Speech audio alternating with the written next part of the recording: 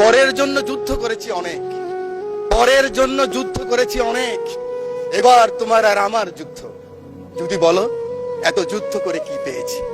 তিউনিসিয়ায় পেয়েছি জয়, উগান্ডায় পেয়েছি জনগণের ভালোবাসা, আর প্রতিবেশী বার্মায় পেলাম ঘরে ফেরার তাগাদা।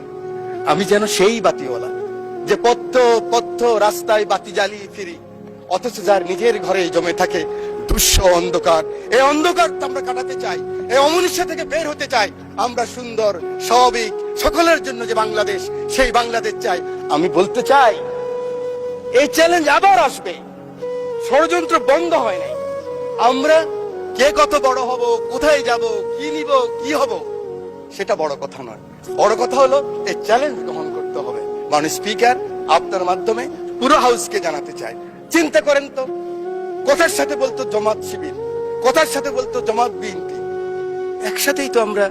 আমার হাতে তো এখনো রক্তের দাগ নিয়ে লেগে আছে। এই মতিঝিলে 19 দিন ছিলাম রিমান্ডের মধ্যে। কেন আমরা ছোট করার চেষ্টা করতেছি? আমি বিশ্বাস করি আমার নেতা ছুটে গেলেন একটু আগে, আমার সেই ভাই এখন আছেন। আমার নেতা তারেক রহমান ছুটে গেলেন, ওখানে গেলেন, দেখলেন। সাথে সাথে আমি মনে করি আগামী দিনের রাজনীতির জন্য সংসদে বিরোধী দলের নেতা আপনিও ছুটে যাওয়া উচিত ছিল। আমি জানি না আমার কথা কিভাবে নেবেন, যে মাননীয় সংসদ নেতা, আমি শুনেছি, আমি উপস্থিত ছিলাম, কেন ওনার পিছনে আমি ছিলাম। আপনি গিয়েছেন, উনি বলেছেন আপনার কিছু প্রয়োজন লাগলেও আমাকে বলবেন। এভাবেই রাজনীতিটাকে আমরা এগিয়ে নিতে হবে। বাংলাদেশের মানুষের আকাঙ্ক্ষা এই রাজনীতি। মানুষ আর এই হিংসা প্রতিহিংসা আর দেখতে চায় না। বক্তব্য আমি শেষ করছি। যাওয়ার আগে দ্বিতীয় বিশ্বযুদ্ধের একজন সৈনিক, আমরা জানেন আমরা কিন্তু উইলস্টন যে চার্চিলের পক্ষে, মিত্রশক্তির পক্ষে যুদ্ধ করেছিলাম, এবং আমরা কিন্তু বাঙালিরা সবসময় এরকম ছিলাম। আমরা মুঘলের বিরুদ্ধে ইসা খাঁ যুদ্ধ করেছে, ফরাজি আন্দোলন, ফকিরি আন্দোলন, এগুলি তো আমরাই করেছি। ইলামিত্রের আন্দোলন আমরাই করেছি, তিতুমিরের বাঁশের কিল্লা আমরাই করেছি। এই সৈন্য গিয়েছিল, যুদ্ধ করেছে বিভিন্ন জায়গায়। মাননীয় স্পিকার, পরে আসছে বার্মায়। বার্মায় আসার পরে নিজের দেশের কথা মনে পড়েছে।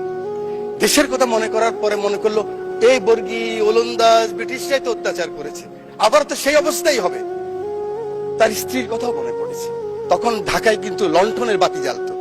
তো তিনি বলেছেন পরের জন্য যুদ্ধ করেছি অনেক, পরের জন্য যুদ্ধ করেছি অনেক, এবার তোমার আর আমার যুদ্ধ। যদি বলো এত যুদ্ধ করে কি পেয়েছি?